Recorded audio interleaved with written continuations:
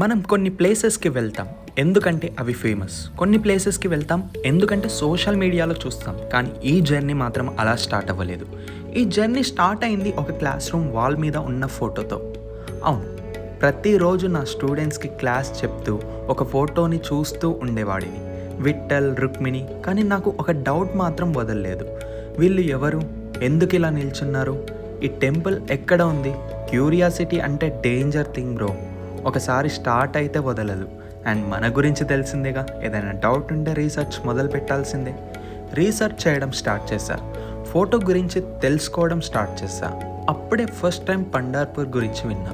కానీ ప్లేస్ కన్నా నేను ఎక్కువ అట్రాక్ట్ చేసిన ఒక స్టోరీ.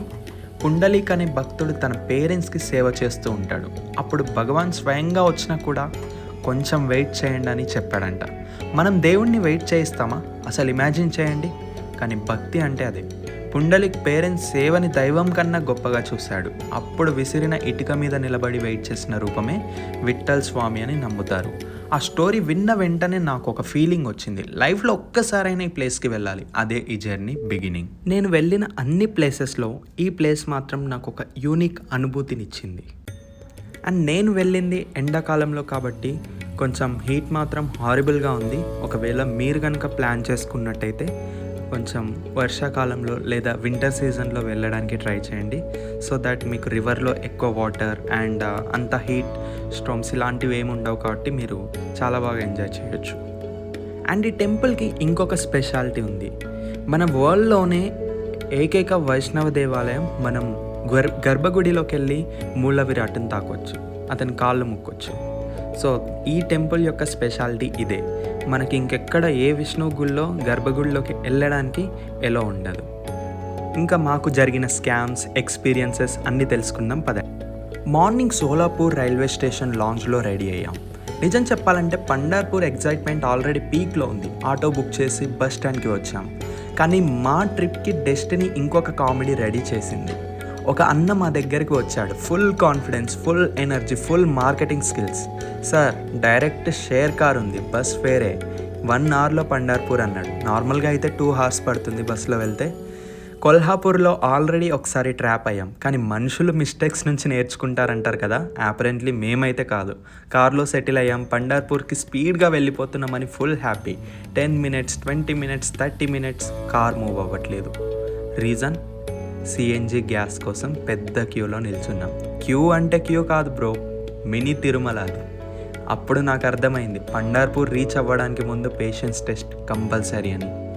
సో బెటర్ మీరు వెళ్తే పబ్లిక్ ట్రాన్స్పోర్ట్ని ఎక్కువగా యూజ్ చేయండి. ఎందుకంటే మీకు ఇక్కడలాగా లేవని కాదు, మీకు చాలా బస్సెస్ అవైలబుల్లో ఉంటాయి. అండ్ నేను సోలాపూర్లో బస్ స్టాండ్లో చూసినంత వరకు అయితే నాకు చాలా బస్సెస్ కనిపించాయి. బట్ స్టిల్ మాకు టైం తొందరగా చేరుకుంటామనే ఒక ఆశతో ఈవినింగ్ ట్రైన్ ఉంది కాబట్టి ఇంకా మేము ఆ కార్ని నమ్మాల్సి వచ్చింది. బట్ ట్విస్ట్ ఇచ్చింది అది, ఇంకా 3 hours వెయిట్ చేయాల్సి వచ్చింది. మా ఫ్రెండ్ బోర్డంతో కంప్లీట్ మూవీ ఫినిష్ చేశాడు. మూవీ హీరో క్లైమాక్స్కి రీచ్ అయ్యేసరికి మన కార్ ఇంకా క్యూలోనే ఉంది. ఇంకొక ఫ్రెండ్ అయితే స్లీప్ మోడ్లో ఎంటర్ అయ్యి కంప్లీట్గా సిస్టమ్ సెట్ డౌన్ చేసేసాడు. అసలు ఆ రేంజ్ నిద్ర కార్ స్టార్ట్ అయినా తెలీదు, వరల్డ్ ఎండ్ అయినా తెలీదు. నేను మాత్రం రోడ్ సైడ్ లైఫ్ అబ్జర్వ్ చేస్తూ టైంపాస్ చేశా. ఫైనల్లీ ఆల్మోస్ట్ 3 hours తర్వాత మన వెహికల్కి గ్యాస్ దొరికింది.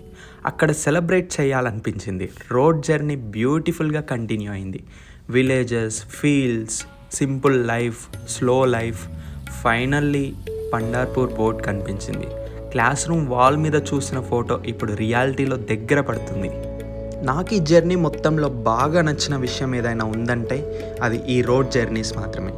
ఈవెన్ మేము ట్రావెల్ చేసిన ఎగ్జాస్టెడ్ ఫీలింగ్ కంటే ఆ రోడ్ వ్యూస్ని ఎంజాయ్ చేసామన్న ఫీలింగే నాకు ఎక్కువగా ఉంది. ఎందుకంటే ఆ ప్లేస్ అలాంటిది. అండ్ ఫస్ట్ టైం మేము అలాంటి ఫీల్స్ చూడటం, అలాంటి రోడ్స్ చూడటం అండ్ ఎవ్రీథింగ్. ఫైనల్లీ పండార్పూర్ రీచ్ అయ్యాం. వాకింగ్ స్టార్ట్ చేసాం. ఫస్ట్ 5 minutesలోనే నాకు ఒక స్ట్రేంజ్ ఫీలింగ్ వచ్చింది. ఇది సిటీలా అనిపించలేదు, ఇది ఒక భక్తితో బ్రీత్ చేస్తున్న ప్లేస్లా అనిపించింది. Old buildings, old streets, old shops, అసలు టైం మిషన్ వేసుకొని సెంచరీస్ వెనక్కి వచ్చినట్టు అనిపించింది. కొంచెం వారణాసి వైబ్స్ కూడా వచ్చాయి. రోడ్డు మొత్తం కృష్ణ ఐటమ్స్, మూర్తులు, ఫొటోస్, తులసి మాలస్, భజన ఇన్స్ట్రుమెంట్. పండర్పూర్ స్ట్రీట్స్లో ఫస్ట్ టైం నడుస్తుంటే నాకు ఒక డౌట్ వచ్చింది. నేను మహారాష్ట్రలో ఉన్నానా లేక టైం మిషన్ వేసుకొని సెంచరీస్ వెనక్కి వచ్చానా? అంత ఓల్డ్ వరల్డ్ వైబ్ వచ్చింది నాకు ఇక్కడ. మరి ఏదైనా ప్లేస్కి ఫస్ట్ టైం వెళ్తే అక్కడ చాలా కన్ఫ్యూజింగ్గా ఉంటుంది కదా. సో లోకల్ పీపులే మా బిగ్గెస్ట్ గైడ్స్ ఎక్కడికి వెళ్ళినా. సో అక్కడున్న షాప్ వాళ్ళని, లోకల్ పీపుల్ని కలుస్తూ, అక్కడ వాళ్ళని అడుగుతూ, వచ్చిరాని హిందీలో మరాఠీలో మాట్లాడుతూ ముందుకు వెళ్ళాం. సో అలా అరౌండ్ 500 మీటర్స్ అలా నడిచిన తర్వాత మాకు ఫైనల్లీ టెంపుల్ డెస్టినేషన్ అనేది కనిపించింది. బట్ స్టిల్ ఇంకా కొంచెం కన్ఫ్యూజన్. ఎగ్జాక్ట్లీ మేము క్యూ లైన్లో ఎక్కడికి వెళ్ళాలి ఇదంతా. బట్ లోకల్ పీపుల్కి మాత్రం మేము చాలా థ్యాంక్స్ చెప్పుకోవాలి. వాళ్ళు చాలా పేషెన్స్తో, చాలా మంచి నేచర్తో వాళ్ళు మాకు ఆన్సర్ ఇచ్చారు. మీలో ఎవరికైనా వింటేజ్ వైబ్స్ కావాలనుకుంటే ఖచ్చితంగా మీరు ఈ ప్లేస్ని విజిట్ చేయాలి. ఎందుకంటే ఈ ప్లేస్ ప్రత్యేకత అలాంటిది. ఎక్కడ చూసినా, ఈవెన్ మనుషుల్ని చూసినా వాళ్ళ డ్రెస్సింగ్ కానీ, వాళ్ళు ఉండడం కానీ మొత్తం ఏదో ఓల్డ్ సిస్టమ్కి వెళ్ళిపోయిన ఫీలింగ్ కలిగింది నాకు. చాలా బాగా అనిపించింది వాళ్ళందరినీ చూస్తుంటే. ఇంకొక విషయం ఏంటంటే, మేము నడుస్తున్న ఈ దారి పక్కనే మనకి చంద్రబాగా రివర్ ఉంటుంది. సో నేను ఫస్ట్ టైం వచ్చినప్పుడు ఎంత దూరం ఉంటుందో అనుకున్నా. సో టెంపుల్కి ముందే ఉంది ఆ రివర్. సో ఆల్మోస్ట్ నాకు వారణాసి వైబ్స్ వచ్చాయి. నడుస్తూ ఉన్నంతసేపు మాకు ఎక్కడ కూడా విసుకనిపించలేదు, ఇంకెంత దూరం అనిపించలేదు. ఎందుకంటే ప్రతి ఒక్క అడుగు ఒక యూనిక్ ఎక్స్పీరియన్స్ ఇచ్చింది. అండ్ టెంపుల్కి వెళ్ళకుండా ముందే డెవోషనల్ మూడ్ స్టార్ట్ అయింది. అప్పటికే మా స్టమక్ మాత్రం డెవోషనల్ మూడ్లో లేదు. Hunger next level. So breakfast attack. Puri వచ్చింది, దోశ వచ్చింది, పావ్ బాజీ వచ్చింది. నిజం చెప్పాలంటే పావ్ బాజీ మళ్ళీ డామినేషన్ చూపించింది. ఈ మహారాష్ట్ర ట్రిప్లో బిగ్గెస్ట్ విన్నర్ ఎవరైనా ఉన్నారంటే అది పావ్ బాజీని. టెంపుల్ దగ్గరికి వచ్చాక హ్యూజ్ లైన్ కనిపించింది. ఇనీషియల్లీ నార్మల్ క్యూ అనుకున్నాం. లోకల్స్ని అడిగితే షాక్. అది స్పర్శ దర్శన్ క్యూ అంట. అంటే డివోట్స్ డైరెక్ట్గా విఠల్ స్వామి పాదాలు టచ్ చేయొచ్చు. వాళ్ళలో చాలా టెంపుల్స్ ఉన్నాయి, కానీ ఐడల్ని టచ్ చేయగలిగే అవకాశం చాలా రేర్. కానీ క్యూ లెంత్ చూసి మా ట్రైన్ గుర్తొచ్చింది. సో ముఖ దర్శనం క్యూ చూస్ చేసాం. ఫార్వర్డ్గా నడుస్తుంటే ఒక థింగ్ నోటీస్ చేశా. ఎక్కడ చూసినా వైట్ డ్రెస్, వైట్ క్యాప్, విత్తల నామం, ఒకరు కాదు వందలు భజన్స్ పాడుతూ, ఛాన్స్ చేస్తూ హ్యాపీగా నడుస్తున్నారు. ప్లేస్ మొత్తం ఒక మూవింగ్ భజన్లా అనిపించింది. ఈ టెంపుల్లో ఫోన్స్ అయితే ఎలో లేవు. సో ఫోన్స్ సబ్మిట్ చేసాం, మా బ్యాగ్ సబ్మిట్ చేసాం, లైన్లో ఎంట్రీ ఇచ్చాం. హీట్ మాత్రం నెక్స్ట్ లెవెల్, కానీ మేనేజ్మెంట్ మాత్రం సూపర్. మిస్ట్ స్ప్రింకిల్స్ పెట్టి డివోట్స్కి రిలీఫ్ ఇస్తున్నారు. అండ్ ఫైనల్లీ ఆ మూమెంట్ వచ్చింది. లైవ్గా విఠల్ స్వామిని చూసిన సెకండ్ మాత్రం గూస్ బంప్స్. నిజం చెప్పాలంటే సేమ్ ఫీలింగ్ తిరుమలలో వచ్చింది. మంత్స్గా ఫోటోలో చూసిన రూపం ఇప్పుడు నా ముందుంది. రుక్మిణి అమ్మవారి దర్శనం కూడా కంప్లీట్ చేశాం.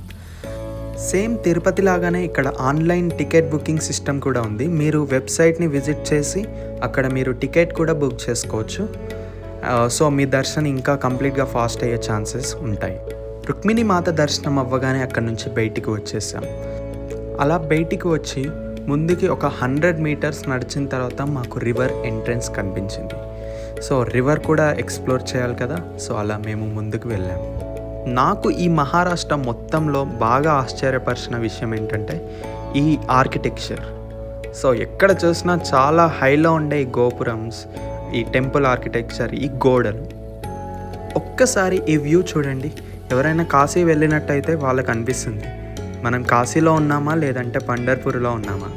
సో ఇక్కడ కట్టడాలు కానీ, ఇక్కడ చూసిన పక్కనే రివర్ కానీ మొత్తం కాశీ వైబ్సే వచ్చాయి నాకు.